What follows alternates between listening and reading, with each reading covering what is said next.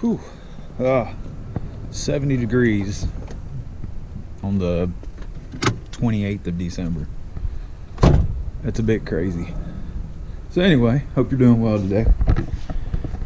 I got some new headlights for the Jeep, LED. Obviously that one doesn't work. Why doesn't it work? Well, it's only pulling about 11.9 amps to that one, to that light. Not enough to burn those on a 12 volt. And then so I did some research. Bleepinjeep YouTube channel, he had something about a year ago. We put in a case suspension upgraded wiring harness, and it fixed his issues. That passenger one had always burned dim. I just figured it was the light. Never did check the amps until I put the new ones in, and of course they didn't work. Now I went ahead and installed them because I was waiting on the part. I thought the part would take a while to get here, but case suspension, I think I ordered it on the 23rd or 24th, and it showed up Friday, which would have been 27th. There we go. I had to do the math or calculate, whatever. So it showed up on the 27th, super fast, or I probably wouldn't have put it back together. But so now I'm gonna tear into it and hopefully get the headlights fixed. I keep telling my wife I don't need them, but she's adamant. So she's the one that actually bought me the LED lights for Christmas. So I guess I better make them work and be very happy and proud that she did that for me. So, all right, let me get into tearing this grill apart. I'll save y'all from the boring stuff. Pretty simple. Just a few screws to take the grill, a few screws to take the retainers or whatever these things are, and take the headlights out, which is a few more screws. Alright, so everything is out. This is the new one. Obviously they packaged it really well. I've already been into it, looking at it, trying to figure out if I know what the heck I'm doing. But good news is case suspension has a YouTube video where they're installing one of this, so, and it's pretty straightforward, but I watched most of the video just to make sure. That way, hopefully if there was any obstacles I didn't foresee, you know, I'd see it on their video. But it's very simple, straightforward. Alright, I better get to work on this. Seems like it's supposed to rain today, and it's been misting, so I'd like to get this done before the rain comes in. Alright, so got the headlights installed with the new harness. Still need to adjust them. One thing I don't have is I don't have high beam. I don't think it has anything to do with the harness. I think that is a switch issue. When I turn them on high beam, they just go out, and then when I turn the lights off, they don't want to come back on. Or, excuse me, when I switch to high beam, the lights just go out. And then once I put it back on low beam, they don't come back on. I have to actually turn the switch off. I'll show you.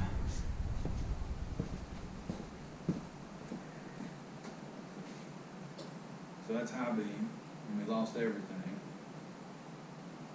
High beam's off now. We still got our running lights, but these aren't back on.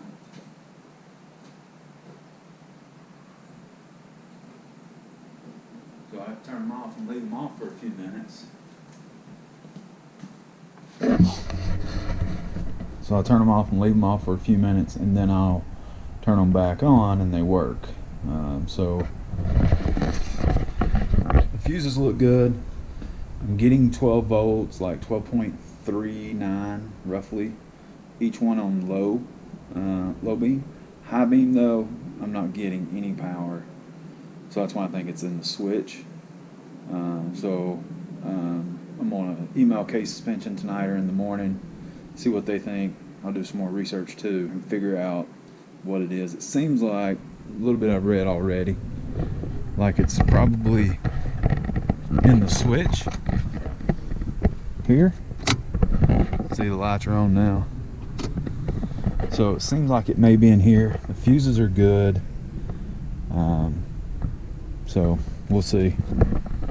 Yeah, I got my dash tore apart. I'm waiting on a relay so that I can blower motor will work. But, and then we gotta get some shocks. So, more parts coming.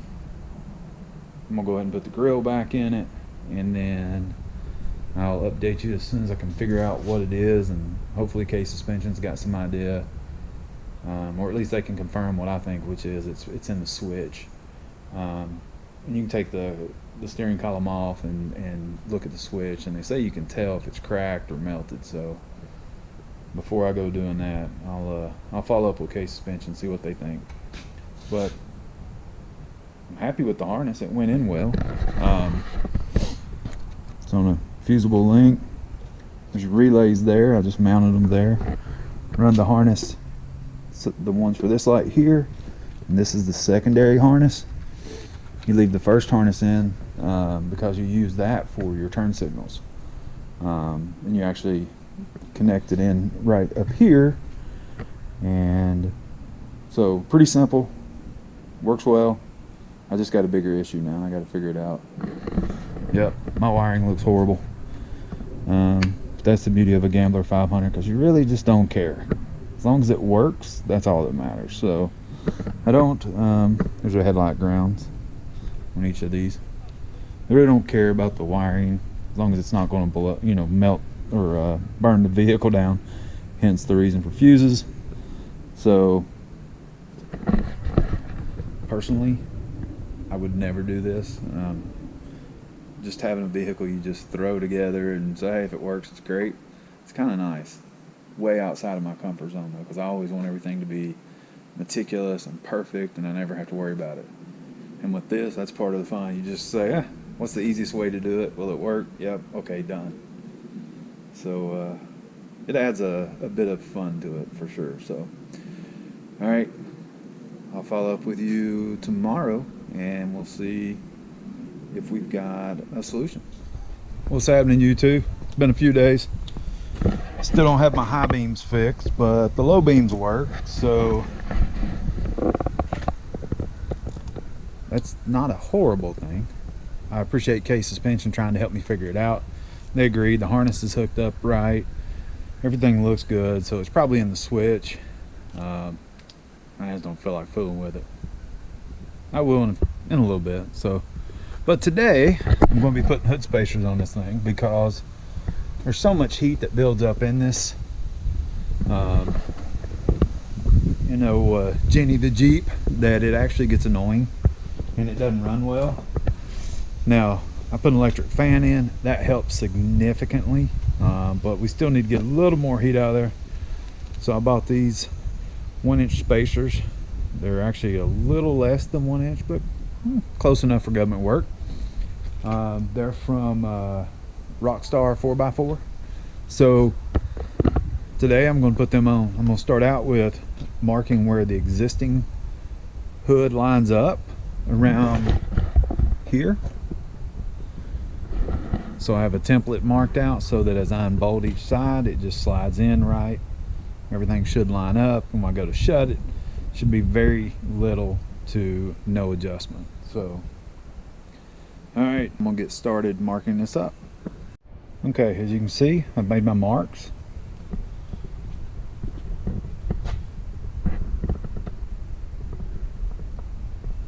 So now, it's time to unbolt one side.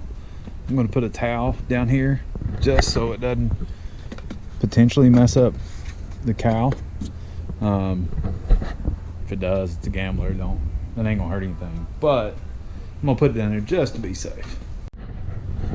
Okay, so the hood spacers are on. I took off the rubber seal that's here.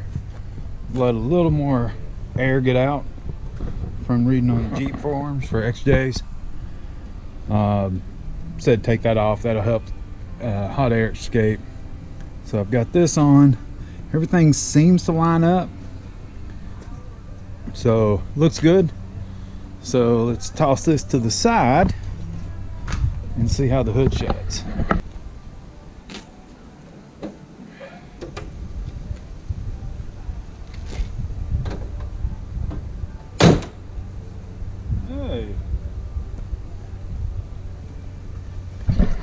so it's good.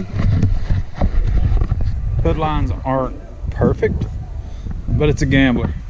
Oh, Jenny can handle it. So I'm gonna put some spray paint through here to cover the white up, but the heat can get out. So now it'll be I like that. A little low right there. Not the end of the world. I like it. So I've got my trusty rusty can of Walmart Rust-Oleum flat gray, flat primer gray. So I'll hit it with some paint and we should be good. All right, so we've painted the hood lines. We've painted where we took the rubber gasket off right there, or rubber, I don't know, you call it a gasket or insulator. Painted along those lines. Ooh, need to redo that. I'll do that in a second. Did all this. So she's ready to go. Got a nice little gap there. Let the heat out. There we go. Get my finger in there. It's a 1-inch spacer, but it's not a 1-inch gap per se, but with the rubber gasket out of the way, it's nice. I'm very happy. I don't know if I'm going to fix the bright issue, but I do appreciate K Suspension helping me out. They said everything looked good. I had everything grounded correctly, so it's probably in one of the switches, whether it's the pull switch on the dash or the bright and dimmer switch on the column, but it's a Gambler. I don't care. I mean, when you have your electric fan set up like this, do you really care? No, you don't care. You're just, hey, it works. So my boyfriend Kane, he said about the time I get everything fixed on it like I want it, the motor will probably go, or the transmission. I love you, Kane, but it is what it is. So when we go to Gamblers this year, so the first one will be Tennessee Gambler in March 6th, which is my wife's birthday. I got to figure out how to get around that. But